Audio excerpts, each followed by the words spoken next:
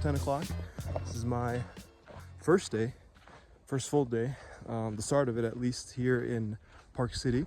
I'm in this residential area at an Airbnb with a few other filmmakers and programmers sharing a space. Only a few of us got in last night, and the rest of the folks are coming in today. But as you can see, here in Utah, there is a lot of snow.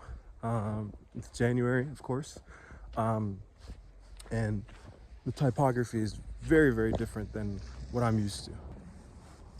Just to show you guys, I don't know if you can see, but there's mountains everywhere, in every direction. So last night, actually, I hitched a ride. Or split an Uber basically at the airport with a couple other folks, and hopefully I get to reconnect with them during the festival during this week here. But the funny thing about it was, so I land in Salt Lake City, and I go to where the rideshare space is, right? Every airport has one, and I see families. The majority of folks that I'm seeing have these long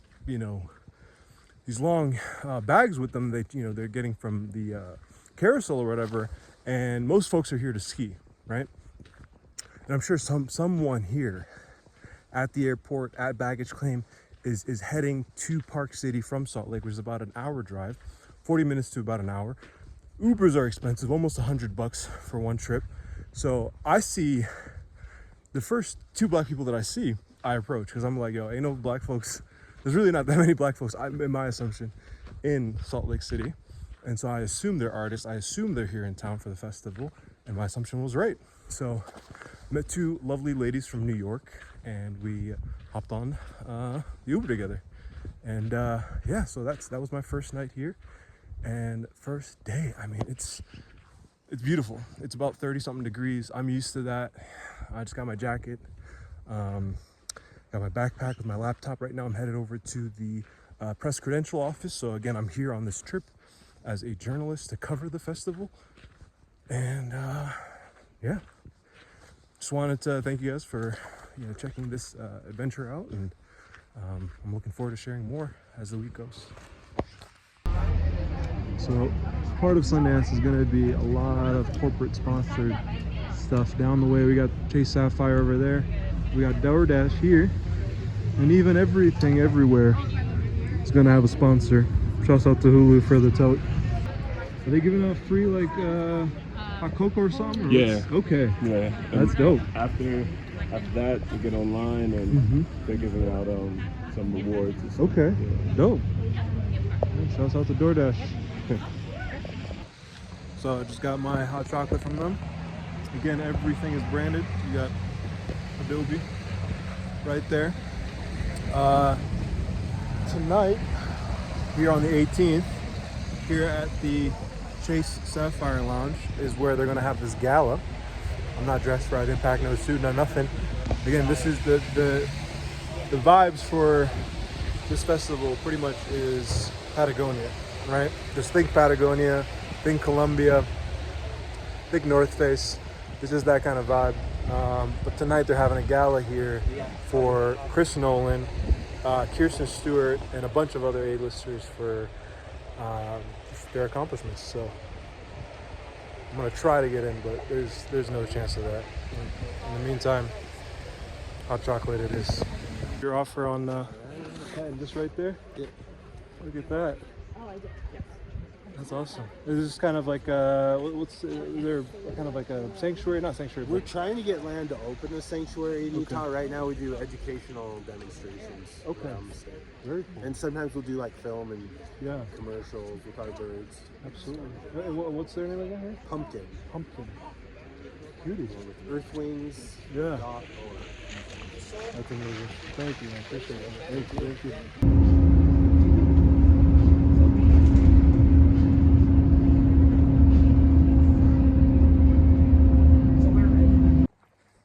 All right, y'all, we are back here, day number 2 at Sundance. I am leaving the Airbnb today a little later than I wanted to, but I'm headed to a couple of the panels. So today's the 19th, the second day, but it really feels like the first day because now all the different houses are available and open. And what I mean by that is, so there's two things. There are lounges, which are corporate. So I showed you guys that yesterday. All the different sponsored corporate lounges. And then you got the different cultural houses. You got the Black House, you got the Latinx house, you got Muslim house actually has a one-day thing on Sunday. And so, yeah, so today's really kind of, I'd say, kind of the unofficial, official start of Sundance. So I'm excited for that. But a recap of last night. I mean, last night was a bit crazy. I went to so again, part of the experience at Sundance is going to all the parties, right? And you stand in line in these parties and you got to have your name on the list and it's your VIP. And I'm over here seeing like celebrities at the door trying to, figure their way in, whether or not they're going to be able to. So I'm like, yo, if that person who's famous and recognizable isn't able to get in, what the hell chance do I have? But I am Mr. Kowal and I Kowaled my way into that party. I'm not going to say how, but I made it in, and it was a Neon party. Neon, one of the big production company studios, or basically just the name, one of the great art houses in Hollywood, as well as like A24. They're really the kind of, 1A, 1B in terms of the film, from the films that I like to see. Very creative, very artsy kind of films, and it was a place to be last night. I mean, the other place to be, of course, was at the Chase Sapphire Lounge, which had Chris Nolan, Robert Downey Jr., and a bunch of other A-listers. So if you couldn't get into that, the Neon party was kind of the second best bet. So while I was there, I met some incredible people who were in the documentary space, other actors, as well as other writers and some people who have a really promising career. There's one director, her name is Jasmine. She made a film made by Neon, which is amazing. It's a great look. Her family's from the Bay, and incredibly enough, her family's a part of her whole production. So her mom's a producer, her siblings are the editors, and it's really dope. And I'm looking forward to seeing the premiere tomorrow. So I'll showcase that here for you all. But outside of that, I mean, it was crazy. I got to meet some people. And as I was heading out, this is a little story time for y'all. As I'm heading out, making my way to the door, right? And I'm kind of known for this. Is like once I kind of say I'm going to leave a party, it takes me about a half hour to leave. This is no different, but this wasn't up to, because of me and being, all social. This was for the fact that a young Malia Obama, yes, former President Barack Obama's daughter, Malia, is at Sundance, and she has a project that she's showing. And excuse my chap, Liz, I need to get some chapstick or something. This altitude, it's everything kind of drying me out here. But anywho, yeah, so Malia shows up to the party. Nonchalant, right? Like again, this is a place where everywhere you turn, you see somebody. Oh, that's a supporting actor in that last show I watched. Or that's somebody from this, and that's a producer of this. So it's a lot of recognizable faces, but everybody's in there. It's very chill. There's no fanning out. It's just kind of you get along with folks. Everybody's exchanging Instagrams. Very, very collaborative type of environment. It's kind of where I'd say a lot of these deals, a lot of these connections are made is at these late night parties here in Park City. So, me, I didn't really shy away from it. I went up to Malia. I said, congratulations on having your film here at Sundance. My name's Abdi. I'm a reporter.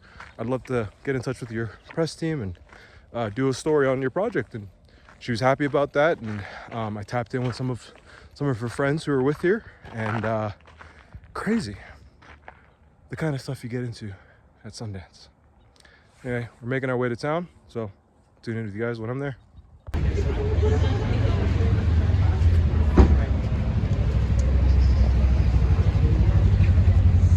Thanks for letting us take the time. Appreciate it. Yeah, here's a pen for you. Oh, thank you. Vote for Pedro. Absolutely. Yeah. Okay. Are you okay to be on film by there or on camera? I can't say. Well, I can say. Yeah. Yeah, 20 anniversary. Yeah. Awesome. So you guys are here for the anniversary of 20 Dynamite here at Sundance. Okay. Thank you. I love the wigs. That's awesome. That's a smart marketing strategy right there.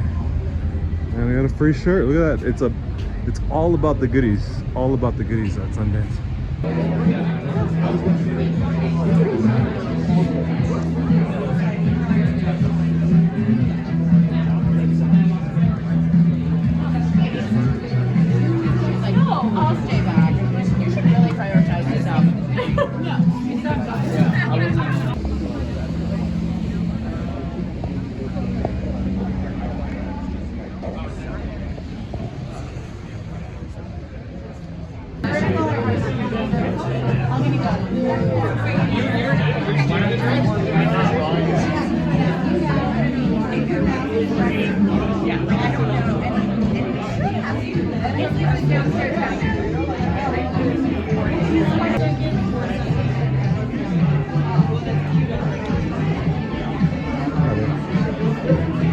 Are they just testing out the camera, or I like think with his the camera isn't reading with the computer. Oh, They're just trying to. That is. okay. That's what it is. That's pretty cool. So I was just observing what you guys were up to. So this is if you accidentally came to Sundance for the first time, did you pick a good year to come here? I will now introduce Latasha Gillespie, who is global head of diversity, equity, inclusion, and accessibility. Spider-Verse, so you know, that has its own intersectionality on multiple layers. I play a little role in that too. I play Lego Spider-Man. It's a small role, pun intended. No, but what I'm very excited about is Danielle Perez, who's a longtime Film Challenge participant and a very talented actor, comedian. She ended up playing Sun Spider and was spotted from the Film Challenge. And so when we talk about intersectionality, she is a woman of color. She's Latinx. She's a wheelchair user. She identifies as being LGBTQ+. So she intersects amongst everything, you know, right there. So, I mean, that's really when we talk about it, you know, that's the way forward. It's about talent and just including people. That's right. Her talent is what showed up. I love that. I love that.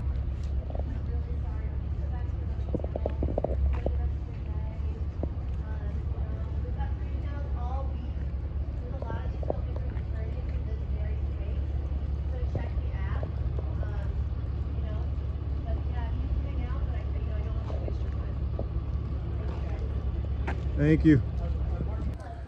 So just now, leaving the Ray, and this is the second time I turn away from an event. So what happens is you stand in line for a couple of these things. Again, these things are free, the panels.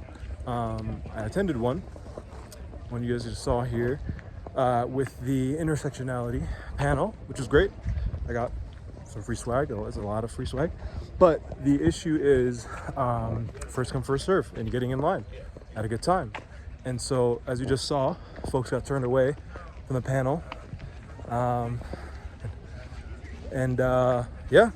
that's the name of the game. And so I went to the Pedro Pascal film Freaky Tales screening for 1:30.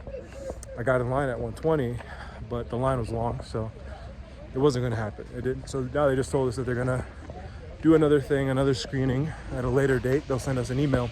But that's part of Sundance. You gotta show up early, get in line, be first in line, and if not, you gotta find something else. So that was the second thing I tried to go to, since the first thing didn't work out.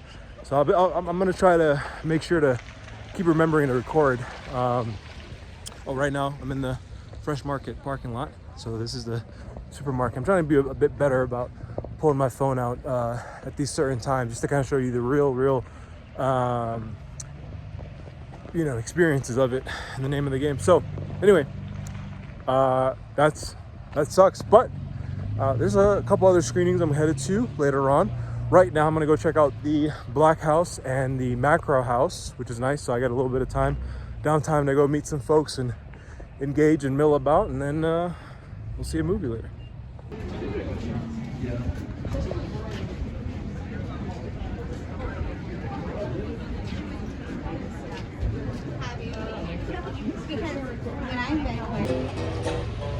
Alrighty. Right now, back on Main, and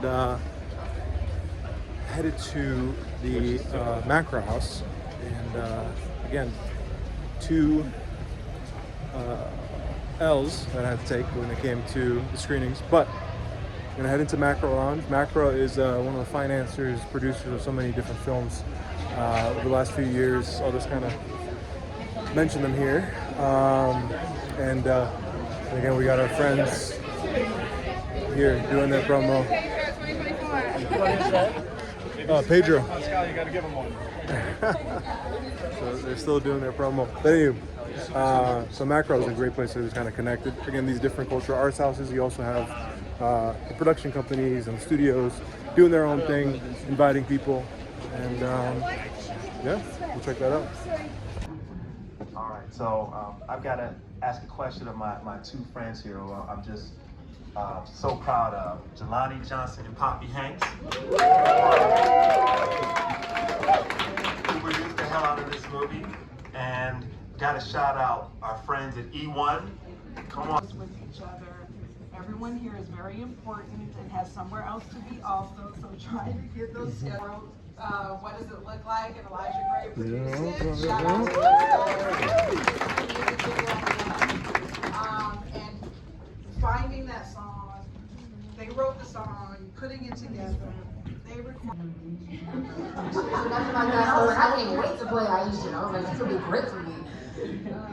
But I think I do keep them pretty separate. I have traditionally kept them pretty separate. I'm now moving into a season of my life where I'm. Yeah.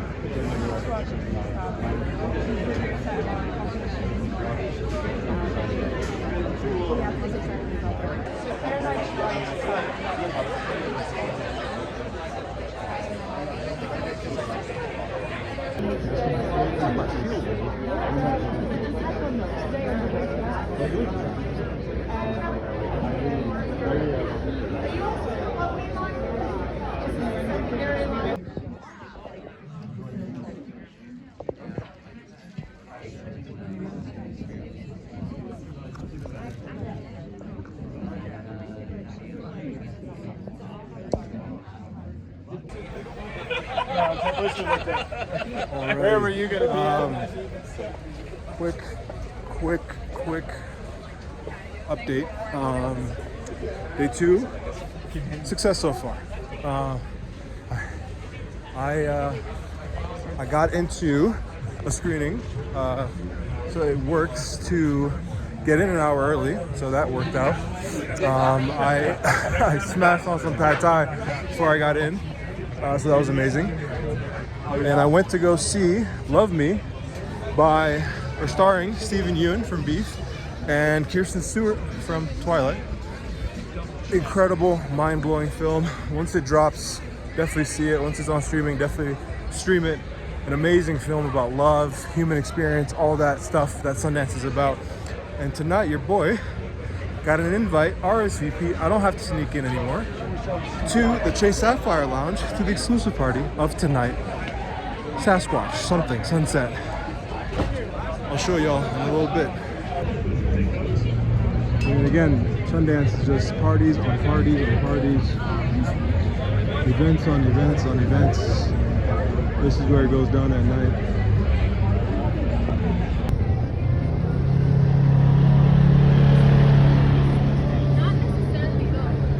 Jack, you wanna go have these on the Can-Am?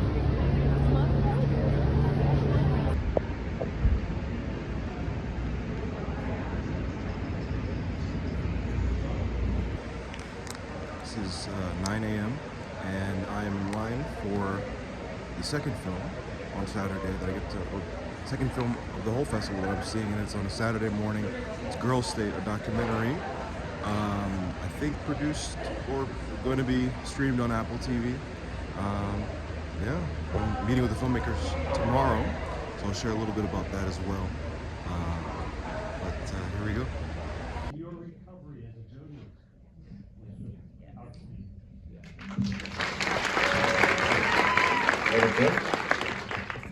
Yeah, I mean, we live in a world that's so politicized, so partisan. I mean, one of the refreshing aspects was people talking to each other. Did anybody feel that their politics shifted as a result of this experience and or the experience of the film being made? Those two dynamic influences. I wouldn't say that my politics necessarily shifted, but I gained new perspective on specifically rural areas of Missouri. The girls from rural areas of Missouri are so passionate about what ideas and I guess politics exist there. I had so many conversations about farmers and subsidies, which is so important, and it led me to research that further. I did policy debate for 4 years in high school, and I ended up running a case about wetlands because of that situation. My senior year was so fascinating.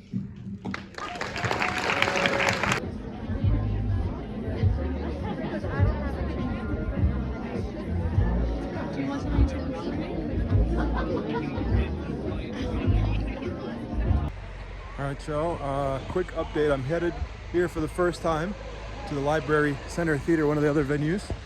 Kind of more in a little residential area here in Park City. I'm heading to the premiere of Seeking Mavis Beacon. It's a cool documentary made by a cool team. I believe I might have mentioned them out here already. If I haven't, my bad. But yeah, let's see what it looks like to be on the red carpet, doing press photos, interviewing people. Yeah, so I want to show you guys a little bit of that behind the scenes. So here it goes.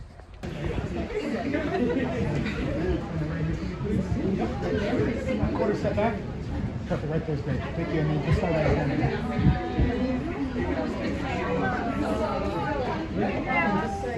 One more, last one. And then for Fritz. Hey, beautiful, excellent. Thank you so much. Okay, right down here. Ready, 1, 2. One more, clear. Excellent.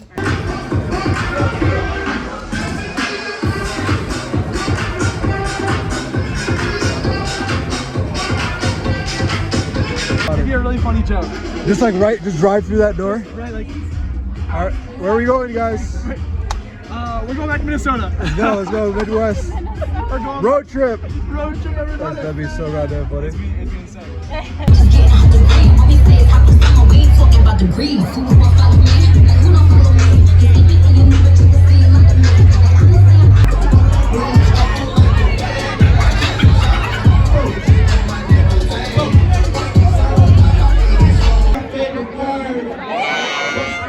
I'm down here, y'all. Yo, the one last stage. It's kind of like that little too short for the last stage. You see, now you want to let it go. Yo, what's up, y'all? What's up? Stop shadow banning me, motherfucker. Come on, man, let's go. Can I get my private hits? Can you make my followers see my motherfucking post? I call her a bitch. Y'all ready? But I ain't gonna do it. Don't do it. I can call her a bitch, but I ain't gonna do it. I can make her rich, but what? I ain't gonna do it. Hell no, I'm giving it dick, but I ain't gonna do it. All the niggas I was talking when they was the bitch. Looked like she was fucking an invisible dick. I said, come on, shake that shit. 100 months, I made 16 now with me on the front. When you get your bitch, I had 83 rappers saying bitch like me. 2 singers and 10 comedians, and I'm still a lot to me because you're so respectful of Oakland, California, where we grew up at. And for those of you who didn't see it, remember these 2 words, freaking tales. Remember these 2 words.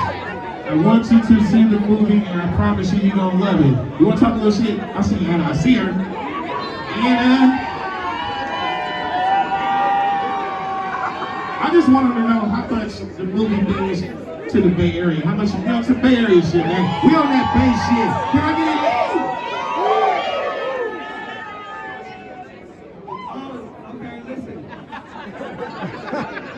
So, excuse me. Don't stop. Oh, no, stop it. Yo. She said, I'm out of here. So.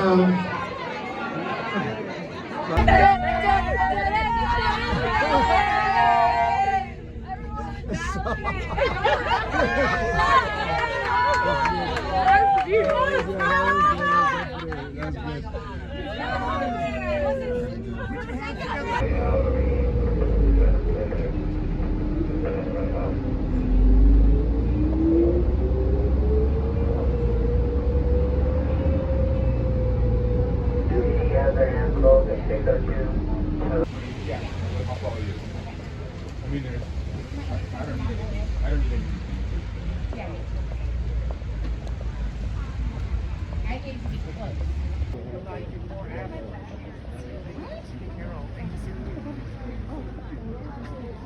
the first time I came up the hill this whole festival. And here we are.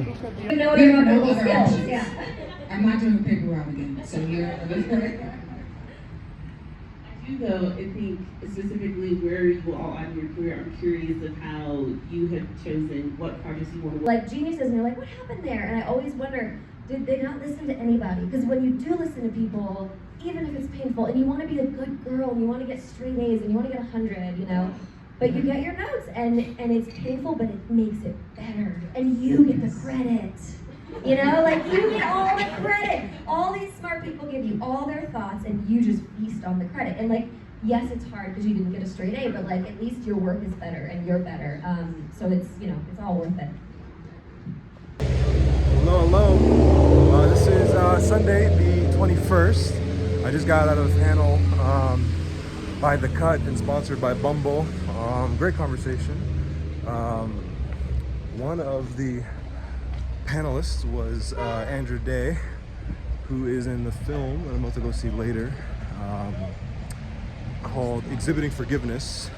I'm seeing that last night it premiered, and then the next day, of course, is the press and industry screenings. Yeah, there's so many of these parties that are so private. I just passed by one. There's a Netflix party too that's private. But right now I'm headed over to do my interview with Amanda and Jesse, the directors and producers of Girl Say. So I got my camera in my bag, I got my tripod, and my audio recorder. So we're gonna do a whole production and get to chat with them. And I got the sign off from the team at Teen Vogue, so shouts out. And yeah, hopefully that goes smoothly. I'm gonna do some writing down of my questions and then take it from there. But otherwise, it's a bit of, oh, there's a lot of art here, by the way, a lot of these random little shops in town for folks to buy clothing and little knickknacks. But otherwise, yeah, that's what's on the agenda for today. I'm hoping if I can find it to stop by the Indigenous House. So if I can't, we'll see. But otherwise, it'll be a good one. See you guys.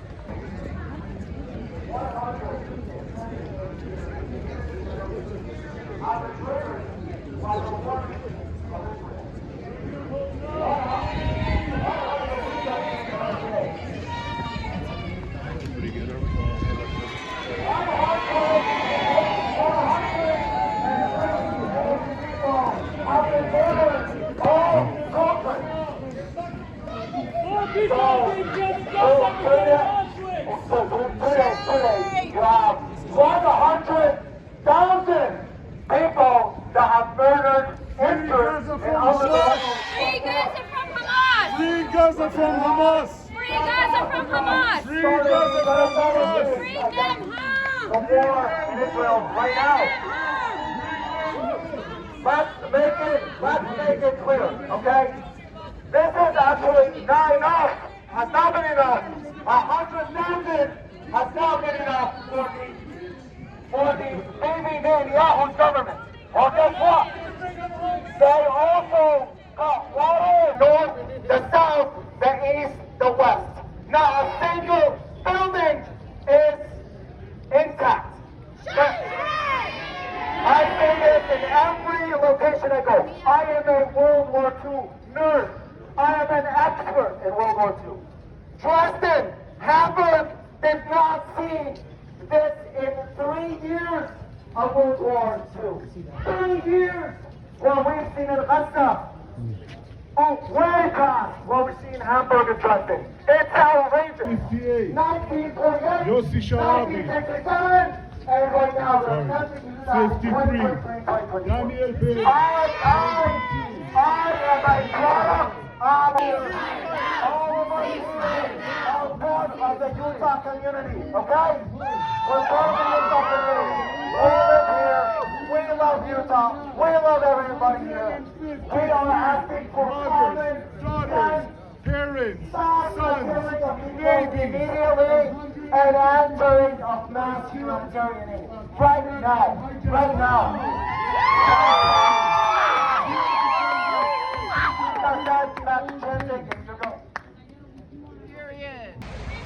Alright, when I tell y'all that the Napoleon team has the best marketing at Sundance, it's the best marketing.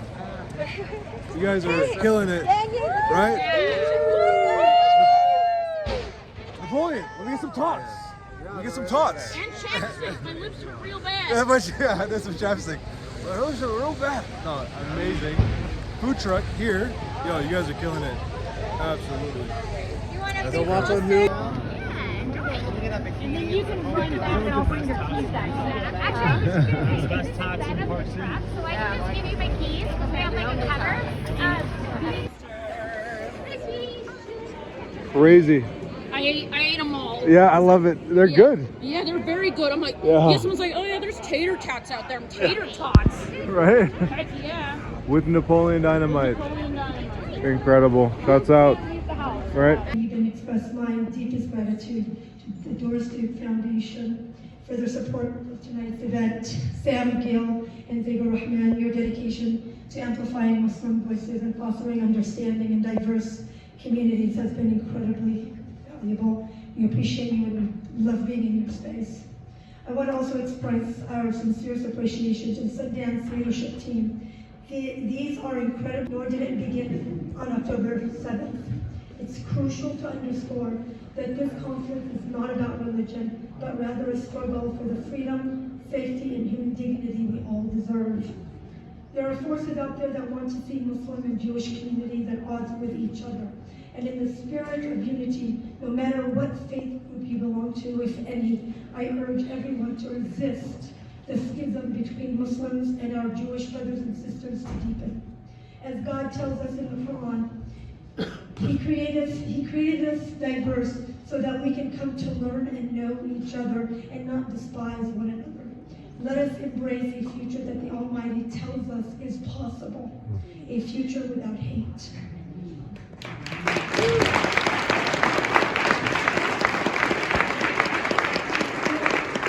There is no military solution to this conflict, but only a diplomatic one. Impact calls for a ceasefire, it calls for the release of all hostages, and it calls for the end of the occupation. Israel and a free Palestine can exist at the same time. And support U.S. Muslim storytellers.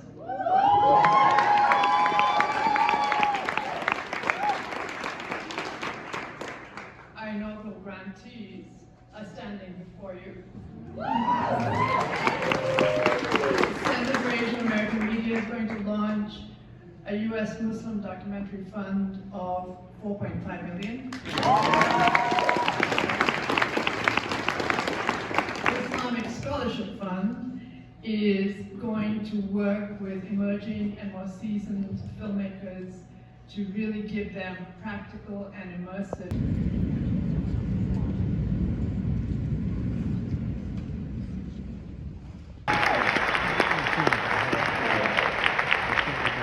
Amazing to be here.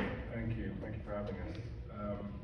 Just a few people that I would like to acknowledge, without whom it just wouldn't have been possible to make this film.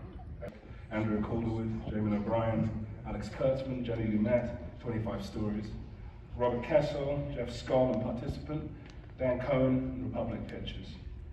Our incredible cast, I want to say a shout out to some of them here, some not. Mary J. Blige, Benga, Akanate, Kurt Molang, who's here, Chance K. Smith, Camilla Cabello, and especially our leading man, Jay Will.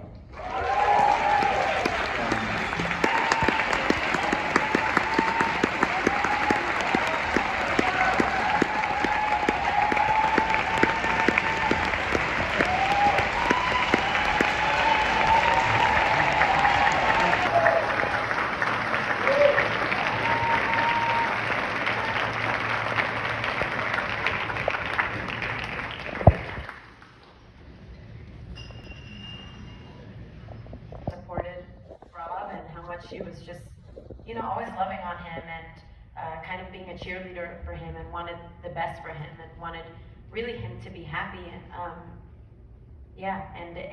yeah, working with Chiwetel, like I just felt like I was in the best hands. Like I just felt like, you know, obviously he's just like an insane actor. Like what were those scenes?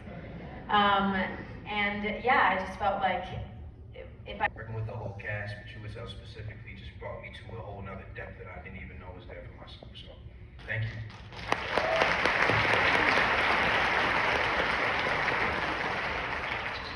I would love to bring the lights up a little bit and take a look at this audience, meet you.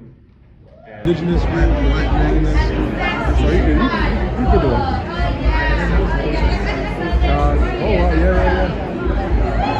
Panel on Wednesday at 11 at the Cinema Cafe. So if you can make it for that, it's going to be really cool. Lots of great creators, some of whom are here tonight, are going to be there. So the first pilot you're going to see is. Okay, so I'm here with the legend. Yeah, you should stand over there.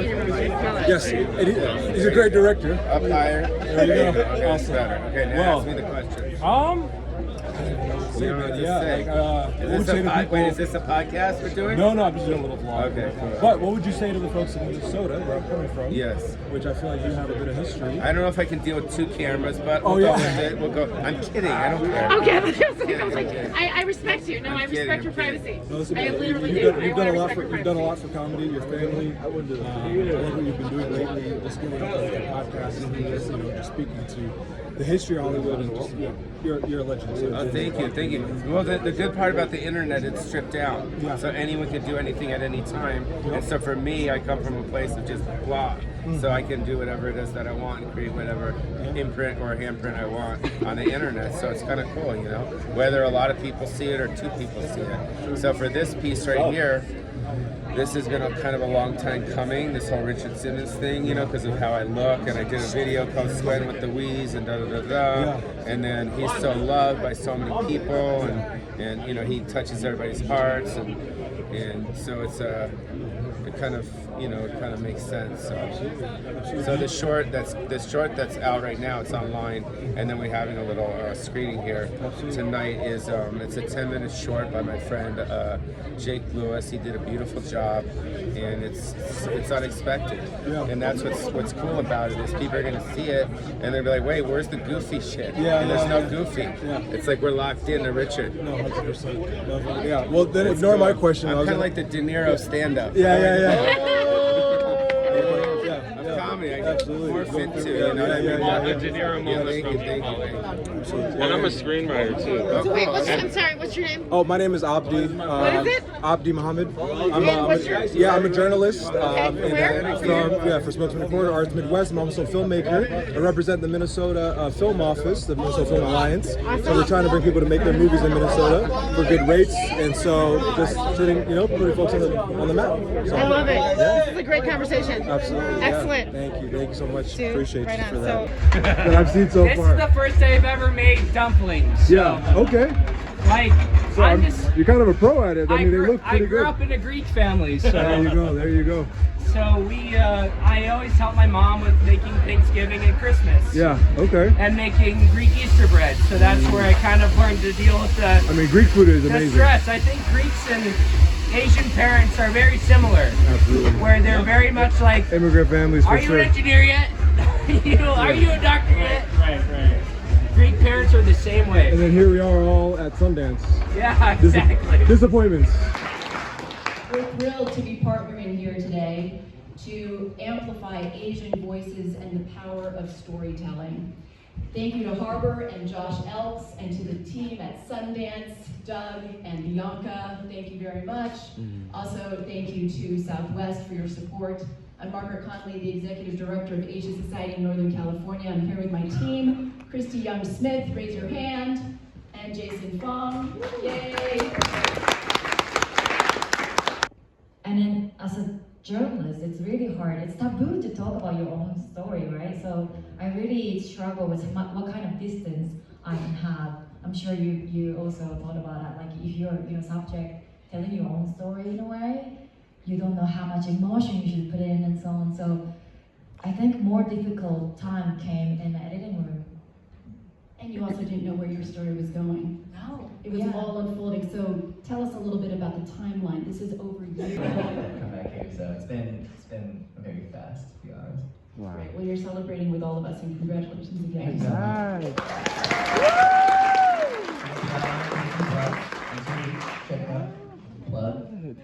Terrific.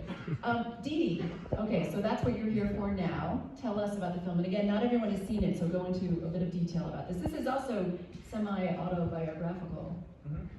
Yeah, so Dee, I mean, I didn't realize you guys were gonna play that video, right? That was a video that we had to make like Meet the Artist videos for Sundance. And I filmed that the day after we picture locked, so it was also after 2 months of not sleeping. But our movie it's a narrative feature, my first feature film, and it's about a 13-year-old boy that takes place, it's about a 13-year-old Taiwanese American boy that takes place in the year 2008 in the Bay Area, so that's the semi-autobiographical part, but it was very much inspired by coming-of-age classics that I love, like Stand By Me, Ratcatcher, 8th Grade, This Is England, even Where the Wild Things Are, you know, movies that, you know, are about kids, but not necessarily for kids, you know, about boyhood, and movies that treat boyhood as loud and crass and irreverent and punk and emotional and vulnerable as, you know, I think adolescent boyhood really is. And I realized all those movies that I loved, I had never seen one that sort of starred someone who looked like me or starred someone like me and my friends. Like the seed of the idea was Stand By Me but starring Asian kids. And I was like, what does that do to the movie? And then it sort of, as you kind of saw in that video, it kind of grew into a movie that was a mother-son relationship story, and I kind of describe it now as a love letter to immigrant moms, inspired by the relationship with my own mom, encased in the trappings of a movie like Stand By Me about friendships and belonging. And